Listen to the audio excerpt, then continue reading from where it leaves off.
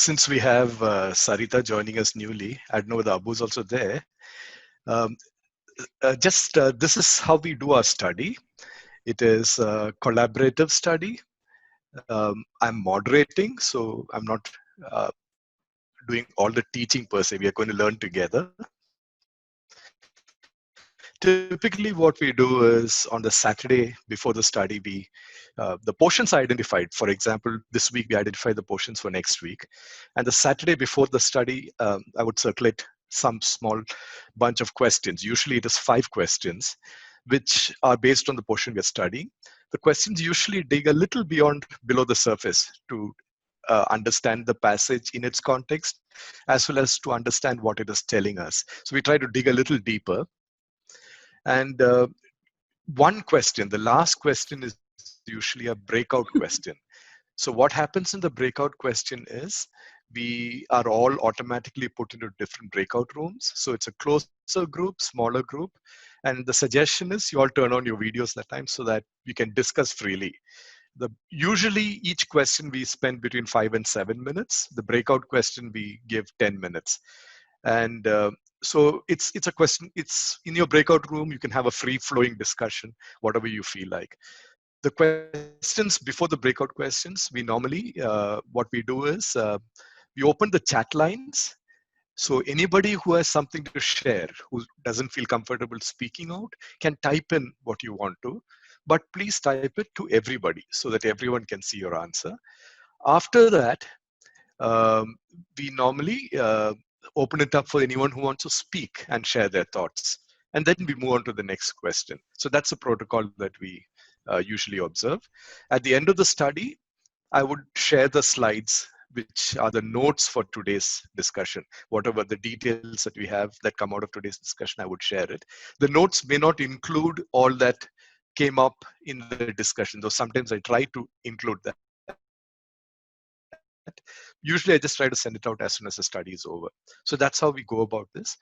And usually before the study, the previous Saturday or Sunday morning, Manu, who does a lot of our coordination, we are recording the session.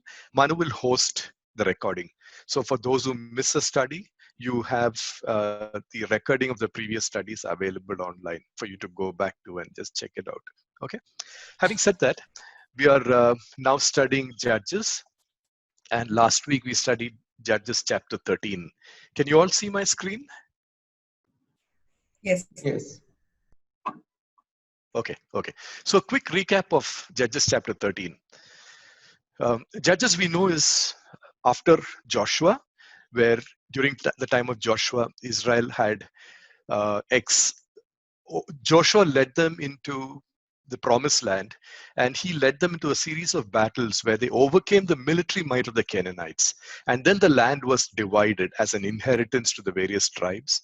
And Joshua ends with the tribes having to take charge of the inheritance. They had to take possession of the inheritance, which meant that they had to push out the Canaanites. There were some explicit orders God had. One was not to fall into the ways of the Canaanites by worshipping their gods or by intermarrying with them. God had said that the Canaanites would remain in the land and that they would be a challenge, and it's a test of faith for them. So Judges starts off from where Joshua leaves off. And in Judges, we were told initially that Israel goes through the cycle continuously. Symptomatic of Israel's faith is the fact that they slip into apostasy, they worship idols, then they are oppressed by external oppressors. And when they're oppressed, they cry out to the Lord. And then God hears their cry, raises up a deliverer. And for some time, they're back. And then again, they slip up. And this cycle continues again and again, again and again. And we saw repeated instances of this all the way up to chapter 13. We saw various judges who were raised up. And these judges, some of them were extraordinary people, very devout. Some of them were very, very normal people with a lot of flaws in their character. Yet we saw how God used them to serve his purpose. And with Judges chapter 13 onwards, we see a shift. And the shift is, first, we see a judge who is being raised and who has been selected before his birth. That is, we are talking about Samson. In 13, we saw how it starts, the Philistines live along the coastal regions, the western coastal regions. But one thing we saw is that Israel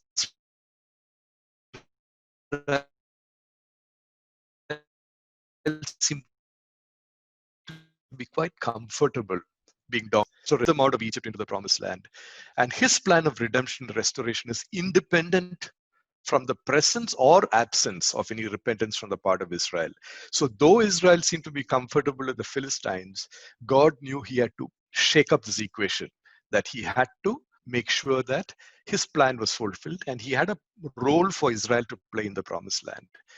And God's plan was a long drawn plan, right, to deliver them from the overlordship of the Philistines. It was a plan that would span many generations. It began with Samson. In fact, it begins with the conception of Samson itself. Last chapter, we saw a devout couple, Manoah and his wife, were visited by an angel who told them that she was a barren woman, but she would conceive. And this child was selected by God from birth, that he was to be a Nazirite by mandate. God had mandated that he had to be a Nazirite. And a Nazirite, we saw from the earlier context, is someone who's set apart. He was supposed to be a holy person, set apart. And there were certain conditions for the Nazirite. Earlier in the Mosaic law, the Nazirite would declare himself to be a Nazirite. It was a voluntary vow that they took, that they would set them apart so that they could devote themselves to the service of the Lord.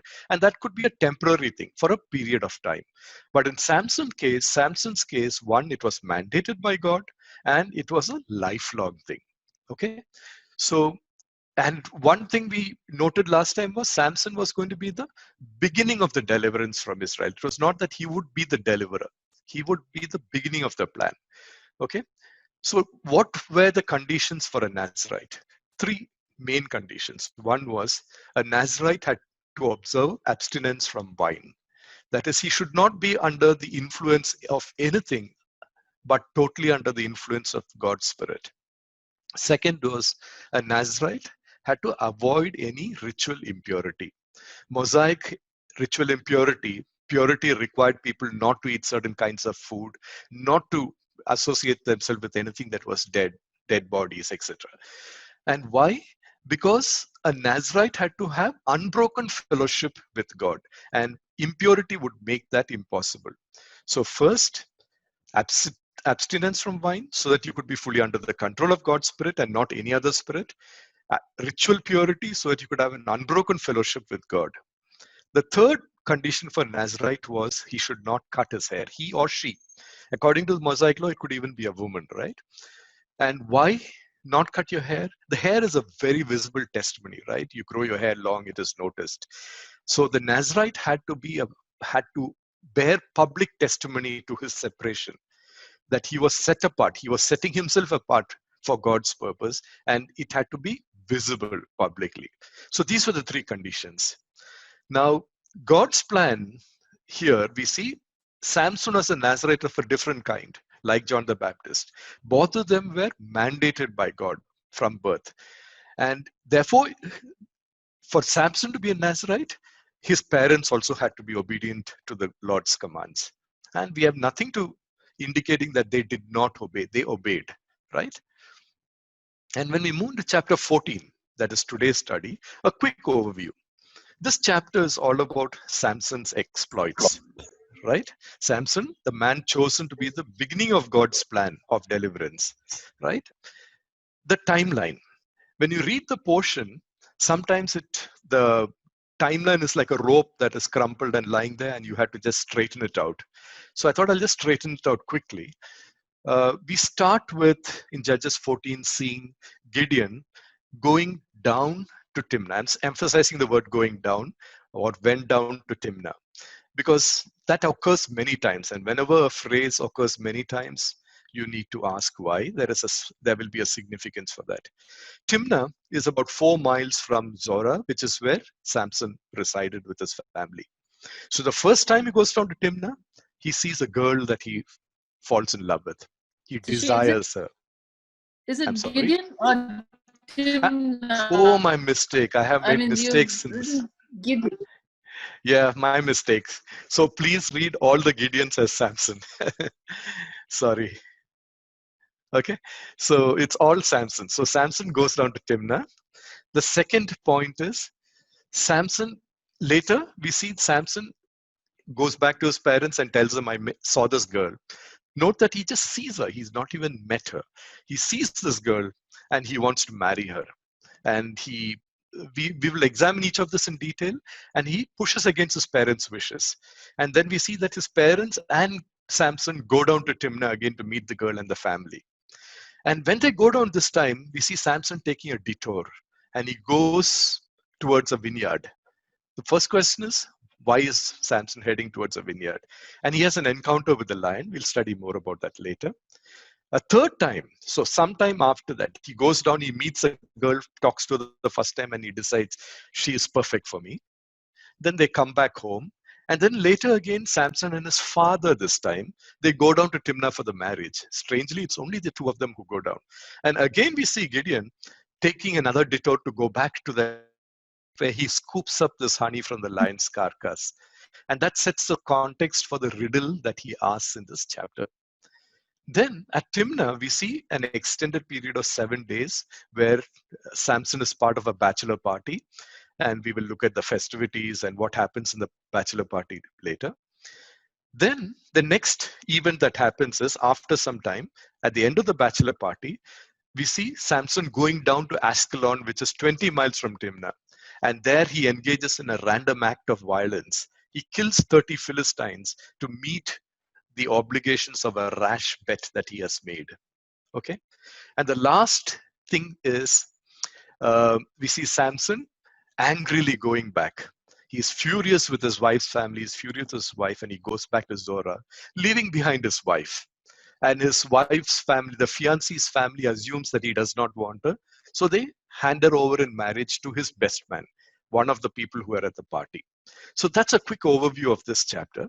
Having looked at that, now let's dig a little deeper. So the first question is from verses 1 to 4.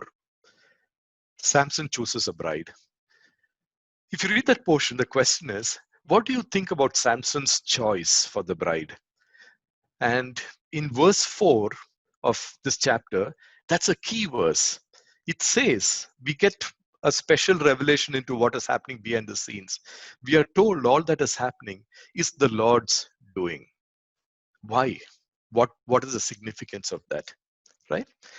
As a context, from Deuteronomy and Exodus, you should know that Israelites were forbidden to marry the Canaanite, anyone from the Canaanite tribes. There were 6 tribes mentioned there. But the law did not explicitly forbid them from marrying non-Canaanites. So technically here, she's a Philistine. So technically the letter of the law does not come in the way of him marrying, Samson marrying this Philistine girl. But we must always read what was the intent of the Deuteronomic law, the Mosaic law.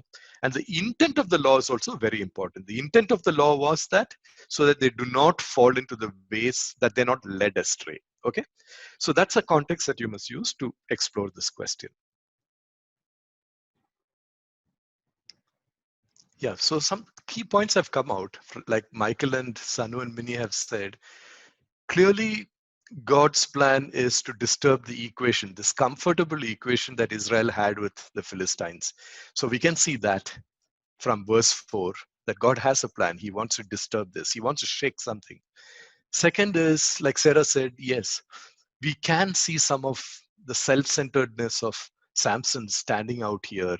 And like Vineet said, he's choosing to do what's right in his eyes. He's disregarding God, disregarding his parents. Anything anybody else wants to share, you can just speak out. I had a doubt, Sushil Chan, on this Exodus and Deuteronomy. I don't know. My understanding was that intermarriage was not allowed, though it was not so explicit in Exodus. It was more explicit in Deuteronomy, but intermarriage was not allowed because God's people would turn away from. But how do you get this non-Canaanite and Canaanite tribe?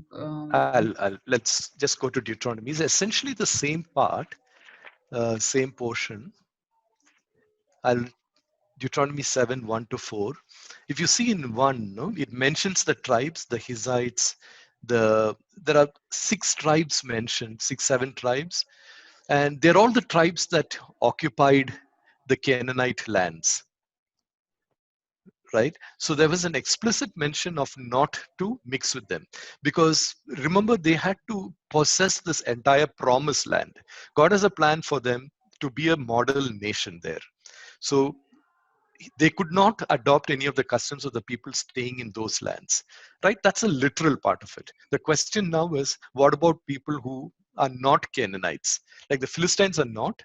The history of the Philistines is that they come from Greece across the Mediterranean, and they initially go down and attack the Egyptians, and they're pushed back by the Egyptians so that they come north and settle along the coast of what would be Israel in the future, and what is today what's known as Palestine there. Okay, and if you read the verse 3, it says, "Do not intermarry with them. Do not give your daughters as sons, or take their daughters for your sons, for they will turn your sons away from following me to serve other gods, and the Lord's anger will burn against you and will quickly destroy you." So the explicit requirement was that they do not intermarry with the Canaanite tribes, right? So does the absence of saying any non-Israelite mean that you can marry a non-Israelite? You look at the intent of the law, which is, if you still think that you're unequally yoked with someone who could lead you away from God, that's not a desirable match.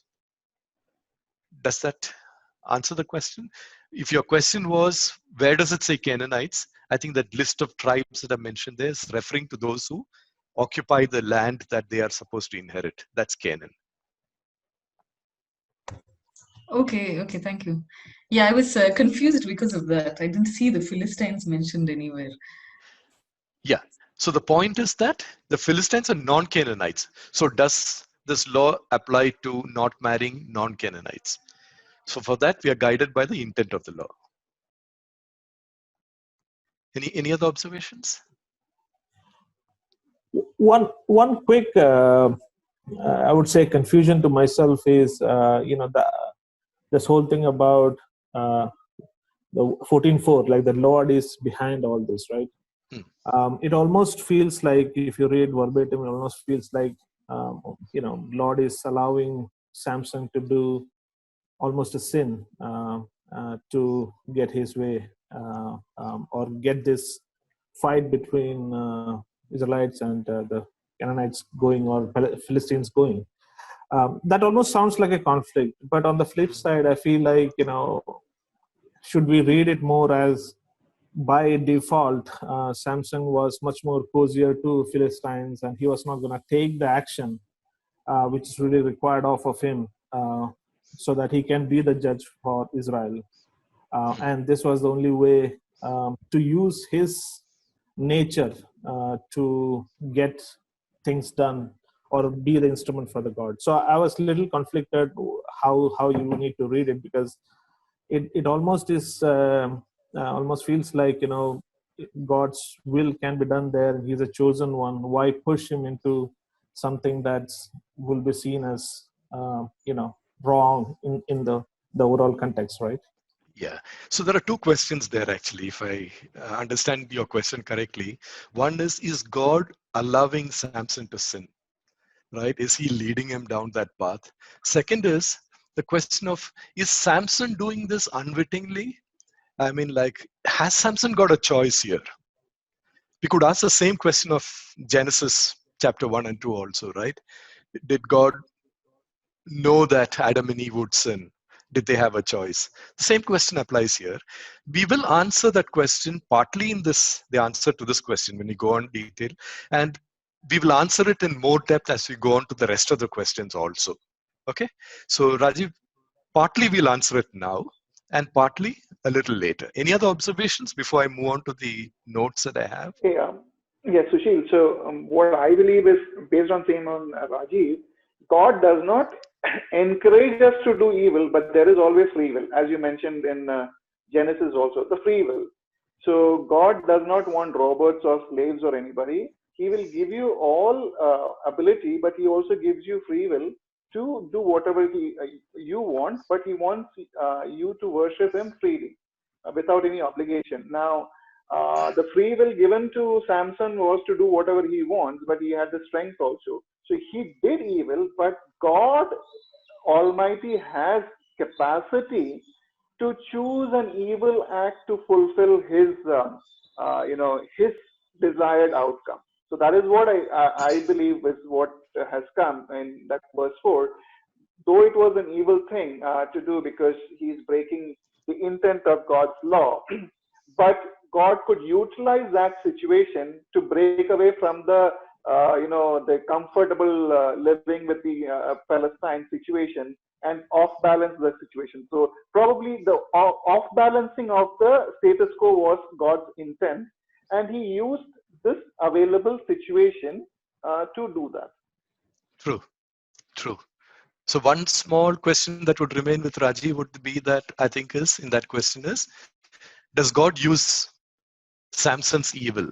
Did he really push Samson into evil so that he could, or did he use Samson's evil, or did he force Samson's evil? Sort of. I'm just trying to phrase that question. So let's just move into this. Verse 1, we see that a Philistine girl caught Samson's eye. So first thing to notice, we are also looking at what we can study about Samson's character, right? Because the answer to this question will come out by looking at both God's actions, God's choices, as well as Samson's character. So verse 1 tells us that Samson's choice was driven by the lust of his eyes. He did what was right in his own eyes, right?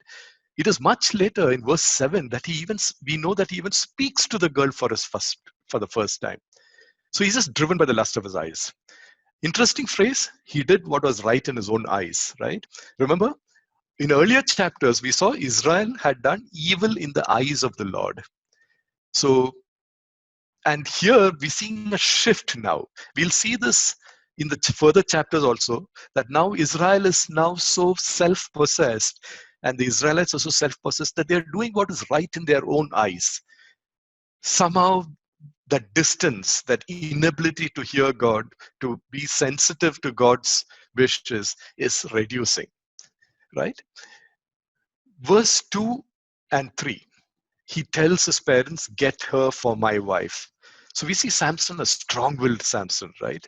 So strong-willed that he is willing to dishonor, disobey, and disturb his devout parents. We know that his parents are very disturbed by his choice. Because in verse 3, we see that they tell him, certainly you can find a bride among our people.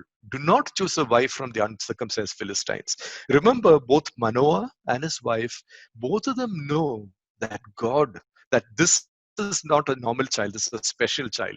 It's a child granted by God for a purpose. That was a child set apart by God for a purpose. So they're disturbed by this. But Samson is totally insensitive to all this, right? So we talked about the concern that they have and where God's concern for not intermarrying comes from also. When we look at this, that last portion, the verse 4, why is it said that this was the Lord's doing? Now, the Philistines, remember, ruling over Israel. Everything that we read in this portion seems to show a very comfortable equation that the Israelites seem to have with them. One, we did not see them crying out to the Lord, and they did not seem to be oppressed. They seem to have a very comfortable, perhaps a very back and forth relationship, which involved marriage, involved economics, and everything else, and even exchange of customs, which we will see evidence of in this chapter. And God wanted to unbalance this equation. So he has, remember last time we said that we looked at the parable that Jesus told of those three lost entities, the lost lamb, the lost coin, and the lost son. And the lost coin, in all three, Jesus says God's going to search for the lost one. And in the case of the lost coin, the coin did not even know it was lost, right? It just rolled away. And God goes in search of it. That was the intent of the parable. So we see the same thing happening here. You have a lost Israel, not even knowing they are lost. They have a comfortable equation. God is choosing to unbalance this equation, right? And why? Because remember, in Exodus, when they were drawn out of Egypt, the first stop they had, the major stop, was at Mount Sinai, where God told them that they were meant to be a holy nation, a kingdom of priests, a model, because this is a nation that would reflect God to all the nations around them. And in 1 Peter 2:9, again, we see an echo of that, right? Peter echoes that when he says, you are a chosen people. And he's talking about the Israelites. He's talking about us also. A royal priesthood, a holy nation, a people of God's own possession, to proclaim the virtues of him who called you out of darkness into his marvelous light. So clearly, this is not happening now, right? So this is a key verse to unlock the mysteries of Samson's misadventures. Throughout chapter 14, 15, 16, we see a lot of things that Samson does, which is very, very uh, unlike what we thought was God's mandate for him. So we see that in this passage, it gives us a clue that God is going to use Samson despite his sin, despite his weaknesses.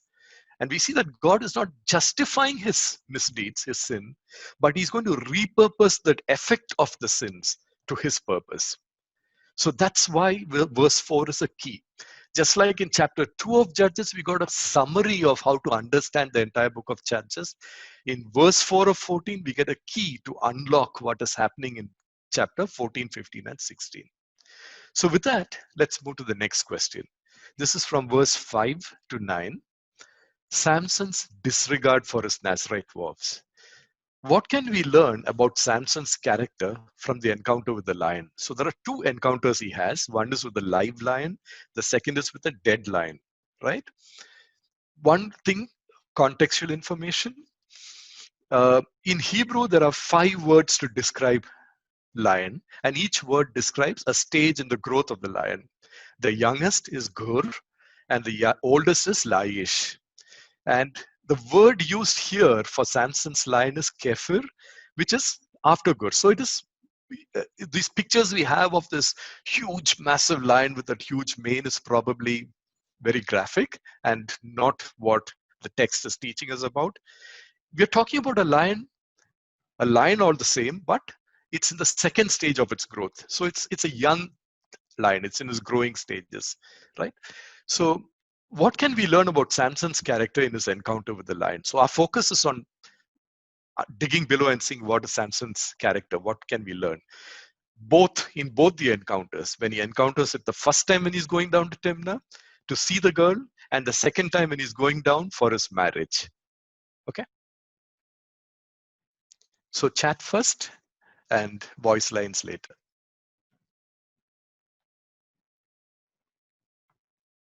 Yep, I think we got a lot of very important things that we have captured. One is there are a lot of things in the text that points to Samson's strength, right?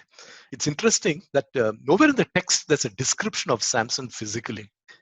Like in Samuel, when we have Saul and David, we are told that and Absalom, for example, we are told that they were all very impressive physically. Saul was tall, David was very robust, and Absalom was very handsome and tall. But in Samson's case, there's really no physical description, but there are a lot of things that point to his strength. Yes, and we see a willful violation of his Nazarite laws. Like a lot of you have observed, what was he doing in the vineyard when he was prohibited from partaking of any strong drink? Yes, clearly he is not taking his vows seriously. And I think one person was Michael who observed that he was empowered by the Spirit. Yes, all of these are things that we can see in this passage. Anybody has anything to share?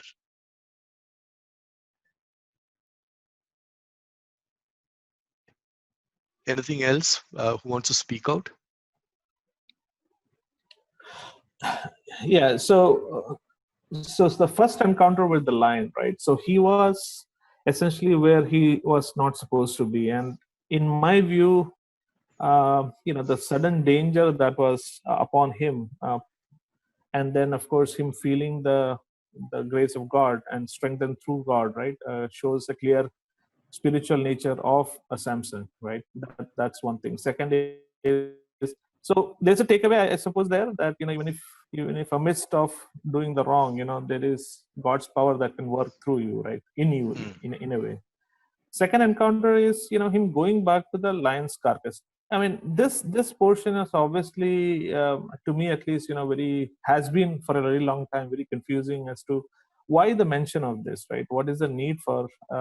It almost seems a random piece of information that's just written in the whole series, right? But then I feel like him going back to the lion's carcass off the track and trying to go see sort of shows how self-centered, and he is sort of self-congratulatory to go see his conquest almost, and not realizing that conquest was given to him through God, right? And of course, the whole the honey bit, of course, is the fact that also the takeaway for me is like really the bad things of the world looks like honey, but it's surrounded with deadness, carcass, right? So and then you typically don't associate that's almost like a lure, right? Because with a dead body you don't associate honey, but then that really tells me that that was meant to create a curiosity in him to go reach out to that honey, right?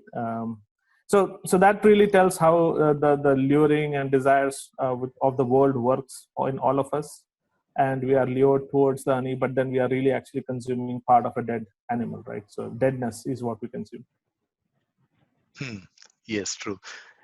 So yes, there are questions on what is the significance of the honey, and like Sujit was pointing out, something sweet out of something dead. It's the story of full redemption from being committed to a life of death. Anything else? Yeah. Anybody else has anything to share? One thing is, I think this riddle is a perpetual riddle. I don't know whether anyone can really solve that riddle in its entirety. I have something to say. This is Nainu Achan. Achan, yeah. I think the lion actually is a figurative thing about the strength of the Philistines. And as Samson, he is actually alone breaking, encountering the lion, and he is killing the lion. That means his ultimate aim is to destroy the Philistines. That's what in my reading, that's what I want to say. So, ഈ മലയാളത്തിൽ യുദ്ധ പരാക്രമം നമ്മുടെ ഈ സാംസന്റെ his ability to fight against the Philistines. And another thing I would say is he doesn't want to tie up with the Israelite tradition in which his parents are very much attached to, maybe because of various reasons, maybe because of his youthhood, his passion. And thirdly, he wants to do things single-handedly. Such a strong personality, physically and mentally, Samson was. So, without any backing from the community, he alone can destroy the Philistines. So, this is ultimately revealed in the final part of Samson's life history. And the second thing, the beehive in the lion's carcass. Actually, if you read Song of Songs, chapter 4, verse 11, and Proverbs 5:3, honey is a symbol of love. Actually, this may be an analogy of Samson's love towards the Philistine girl. So these are the two things I just want to share. Okay. Thank you, Ajahn. Ajahn, could you just clarify on that second point you said, that despite he was going against his parents and somehow that lion thing was figuratively pointing to him rebelling against his parents' traditions? Yeah, I didn't yeah. get that fully. Uh, Probably he doesn't have um, a communication with his parents. He doesn't want to reveal those things to the parents. Whether he is deviating from the purpose, it's like tradition. Okay, okay, okay. Yeah, thank you. Yeah. Thank you, Ajahn, for that. Yeah. Sanu. No, I feel because what I feel is he didn't mention that because he actually killed the lion in the vineyard, and so the wine is not supposed to drink any wine or anything, right? So then, if the parents ask like, why did you go to the vineyard, and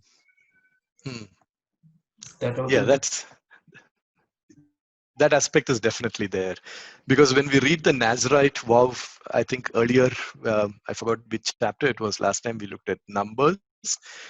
When it talks about the abstinence from wine, it talks about no strong drink, not even a raisin.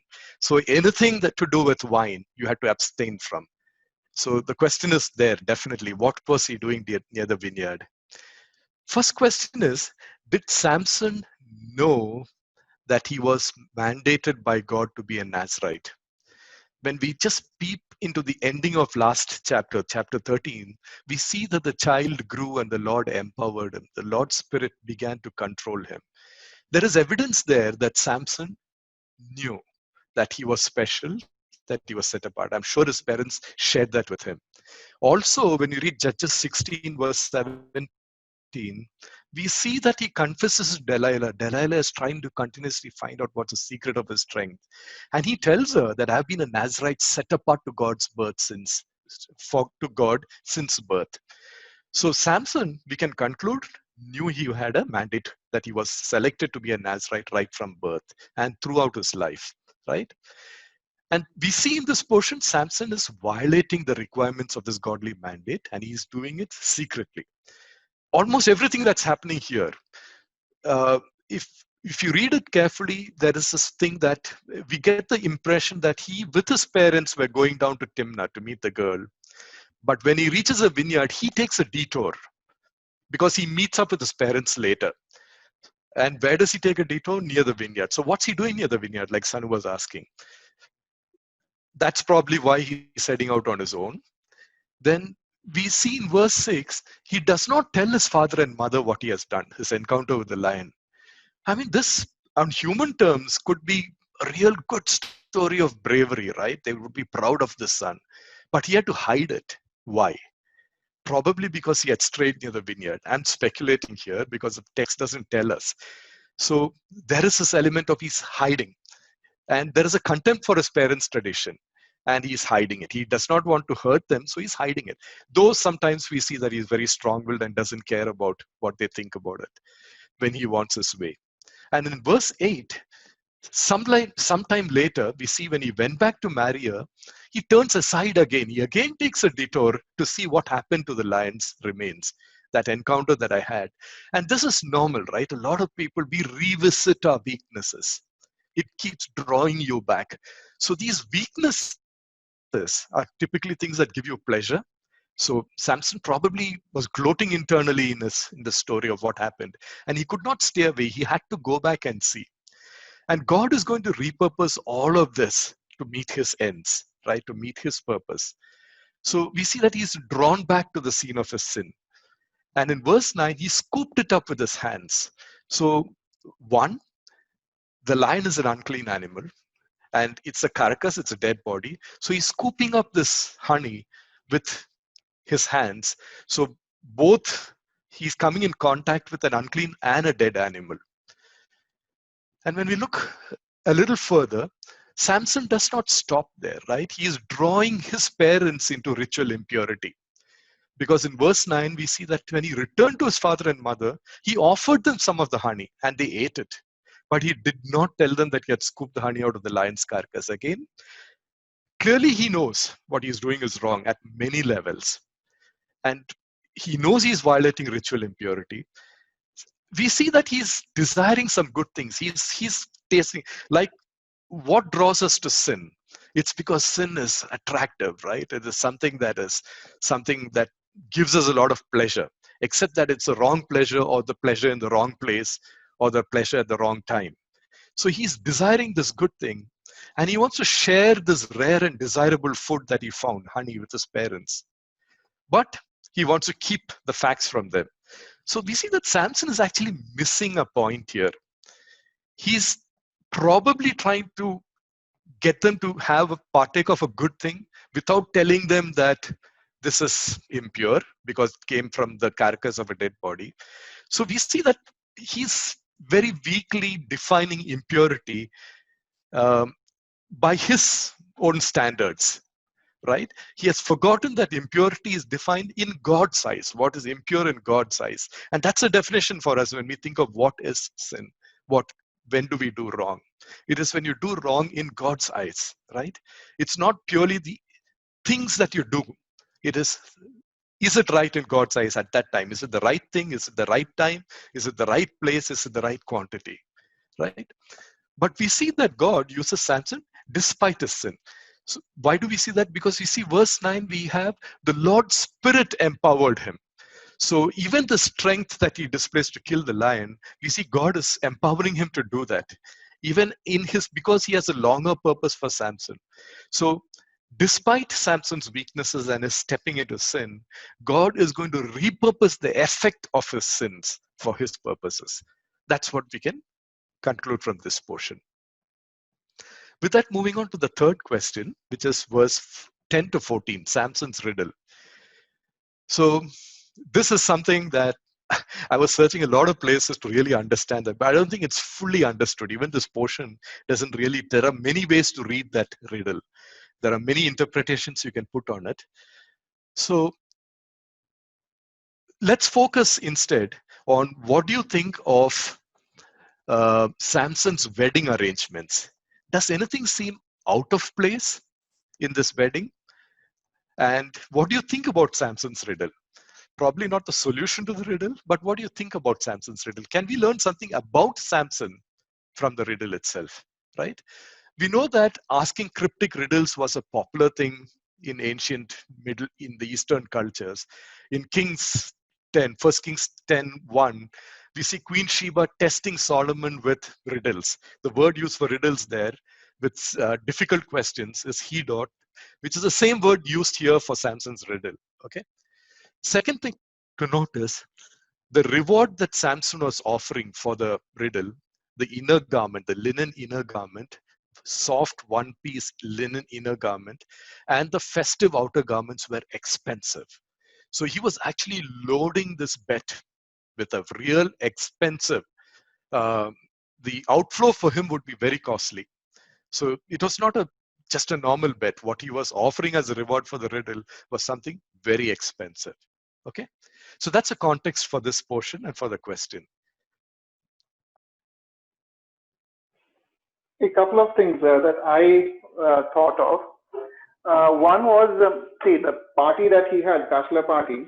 So that it is a drinking party, right? So there is wine and everything involved in it. So he is breaking his Nazarite law. I'm happy with that because he just wants to be part of the tradition, have fun and all that. So he's not really, what do you say, that worried about his Nazarite laws or anything like that. He's only worried about himself and how he can please. So that seems to be out of order. Plus, what came out, very thing to me was, as you said, the riddle is very, very complicated. So what came out for me is Samson may be morally weak, but intellectually he is really, really strong. Otherwise, at that point, after 2,000 or 3,000 years, we are still struggling with that riddle.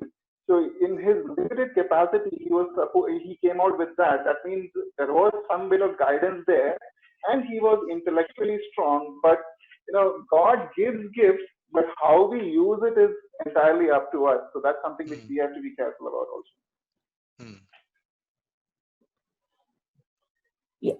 quick on the outer place during the wedding, right? So this 30 young men were sent out to stay with him. I'm not sure if that was part of the tradition to do that, or if it was like, I'm sure that Samson was known even to the Philistines as somebody who is possibly chosen by the God. So are these 30 men really his companions and buddies, or are they actually there to keep an eye on him? So that's something sort of stands out. Maybe it's just a tradition in those days. I'm not aware of it. So that looked pretty odd to me. And as for the riddle itself, I'm not reading too much into it because he just thought about something which is unique that has happened to him.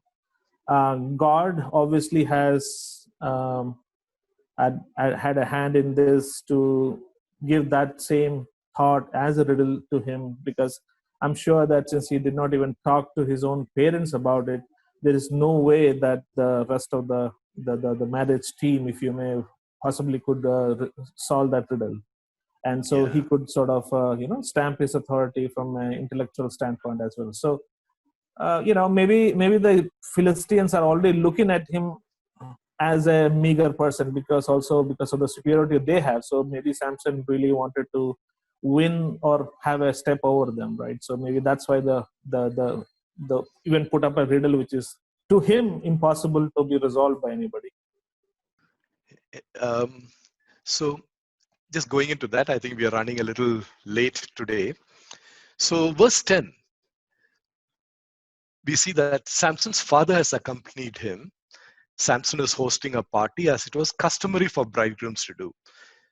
Like Sarita was also asking, his mother was missing. Sarita, even if you mistyped, that's true. Only his father. Who's missing? Just ask the question. Samson has gone there with his father, no relatives, no fellow Israelites. So, and he's he's hosting a party which was customary. So question is, whose custom? Philistine custom? In the early part of this chapter 1, we saw that Samson went down to Timnah where he saw this girl, right?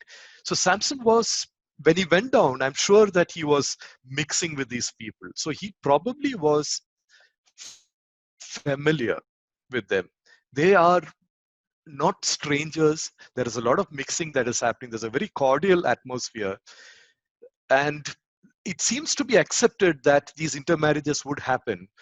And Samson is clearly breaking away from his tradition because not many of his people have come along with him. But he's partaking of probably the Philistine tradition.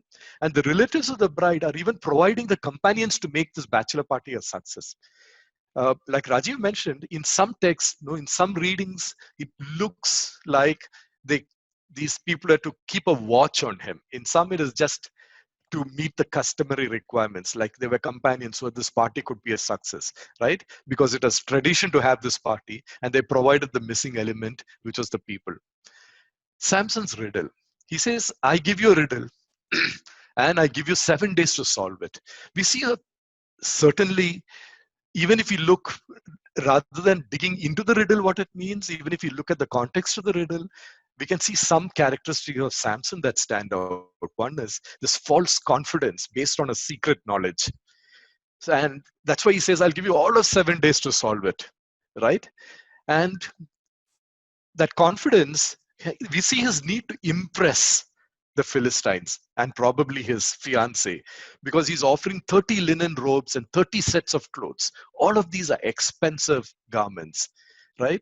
And he's even loading the odds heavily against himself, 30-1, because if they lose, the Philistines lose, each of them had to give them 1 set of garments each. He would get a big wardrobe.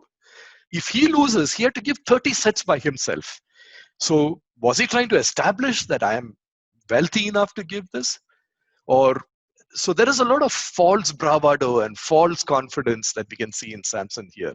And we also see a little bit of trickery, right?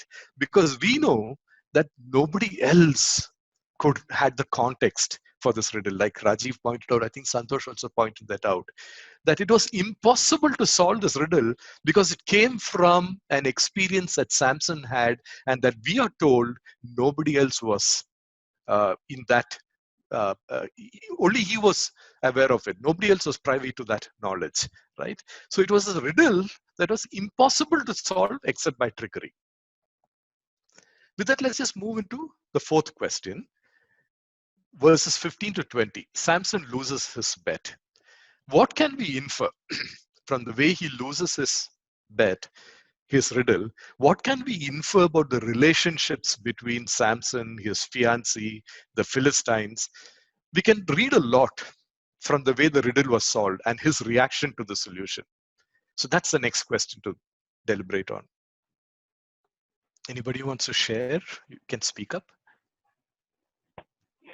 So I go back to the first question again, that, why don't marry, from other castes?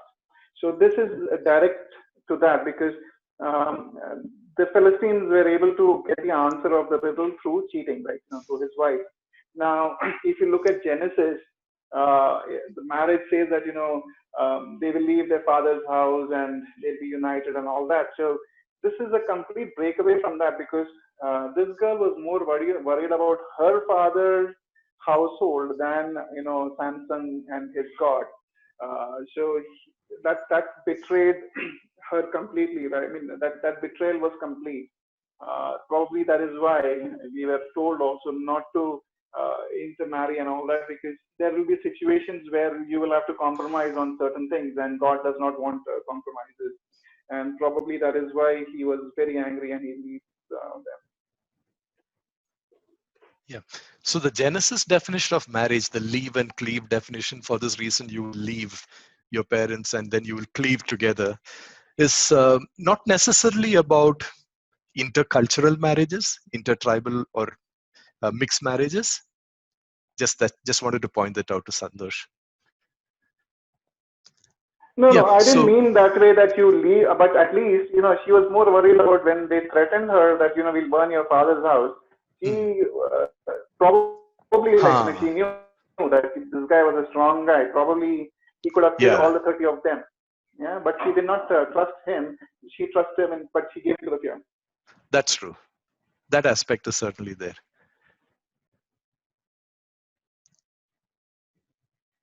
Yep. So I think from Manu and Sanu also we have got some of the answers. I'm just moving a little faster because we are running behind.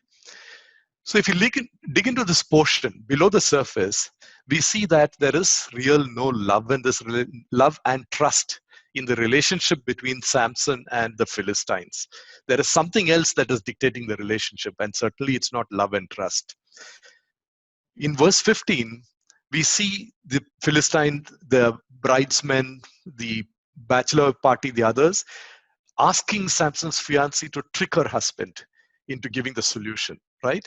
So we see that they know that this trick question needs a trick to find out the answer.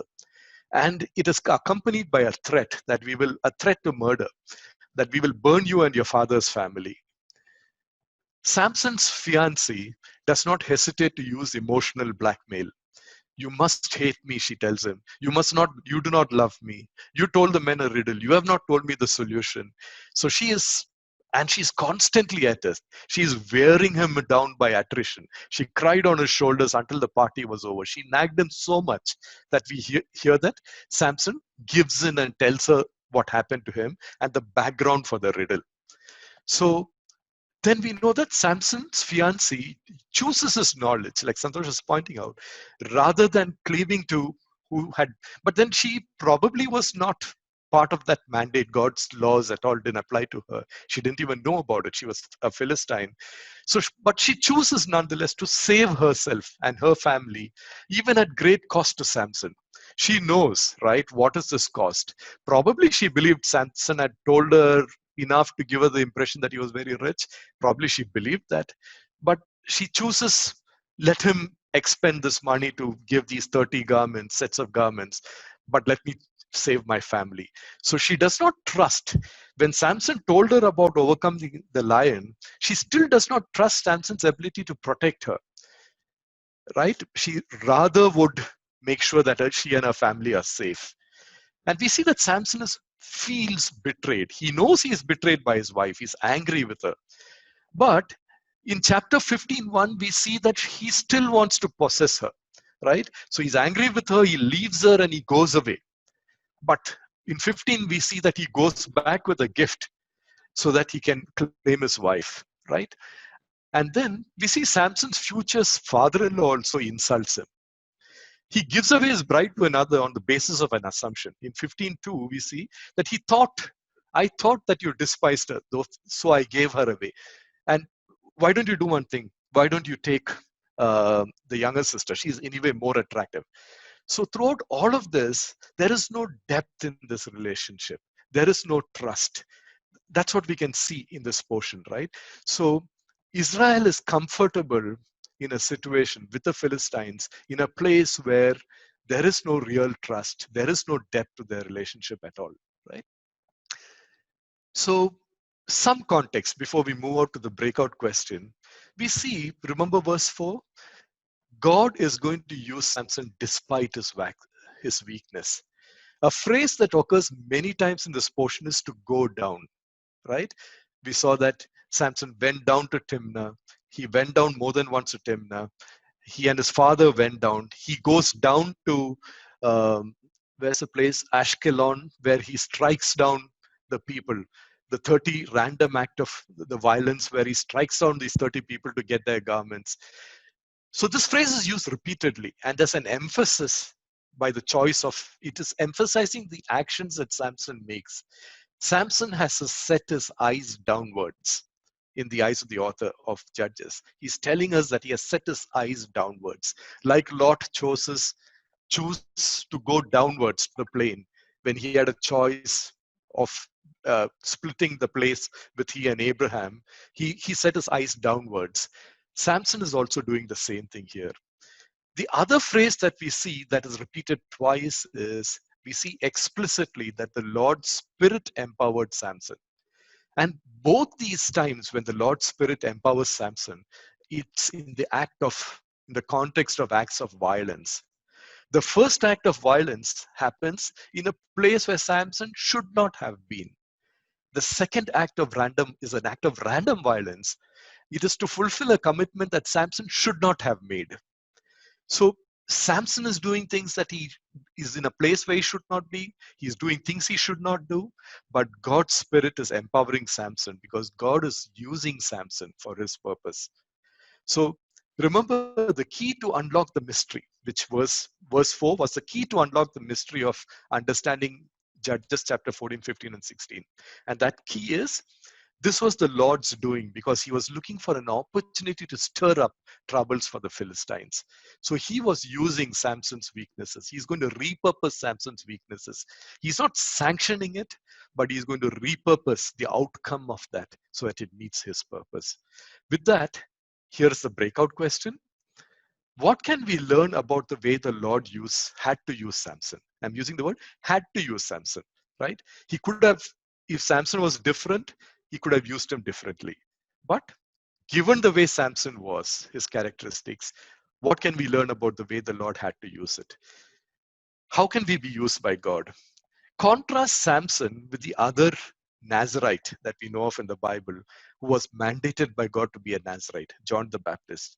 So it's interesting to read John's testimony to Jesus in John chapter 3, verse 27 to 30 to answer this question. Okay, I will paste this question and Minnie will break us out into breakout rooms so that we can discuss freely as a smaller group. Yeah, will it be 9 plus 1 minutes? Or what does the team say? What does the group say? We're at 12:14. Is 10 minutes okay with everyone? Yes. Should be good. Otherwise, you will not have enough time to talk. Okay. So Minnie, 10 minutes as usual. okay. So just to quickly wind up, Samson's story is, the summary of the story is Samson's disregard for God-given privileges. We know that he was set apart, right? We looked at that, the last part of the previous chapter, and when we peeked a little ahead into chapter 16, that encounter when he shares with Delilah that he knows he's set apart. He knew that he had God-given privileges, but by disregarding it, he has lost. In every encounter, he has lost. He has lost his bed, he has lost his wardrobe, he has lost his wife, he has lost his honor. We see Samson has not submitted to God's authority over his life. His refusal to submit to the parental authority, his lack of discipline, he's letting the passions control him, with the knowledge that he's a Nazarite and set apart, right? So Samson, so even on those things that he was supposed to be set apart, we see that he's doing it very ritualistically. He's doing it secretly. When he does something that is violation of that, he still wants to keep it secret. So there is something here that says that, that's, just a minute. Okay, so we see that Samson's refusal, right, his self-denial and separation, to the extent that he practiced it, was from things. Because we know that he was aware that he did not have to, that he couldn't touch ritually impure things, but he was looking at it as a separation of things, and he was forgetting that the intent of a Nazarite vow was to separate unto God. It is not what you separate from alone that's important. It had a purpose. And the purpose was the separation unto God. The Nazarite was separated unto God for God's purpose. And that was something that Samson clearly missed out. And there was a lot that we saw. We saw that the Lord still was using Samson, right? In those two acts of violence, we are told that the Lord Spirit empowered him. But there is nothing indicating that Samson recognized that he could kill these Philistines and that he could kill the lion by God's power empowering. He seemed to think it was from his own strength, right? And he was boastful about that to his wife. He probably boasted about it, and he gave himself false confidence, right? So that's what, so through all of this, God is still using him. What is a better way for us to be used by God? John the Baptist, the other Nazarite, is a much better model. When we read that portion, three things stand out when John speaks, right? One is a little ahead of, I'm sorry, I think one part of it, I didn't get the reference correctly. It should be 3:36 rather than 3:3. First, John says, a man can receive only what is given him from heaven.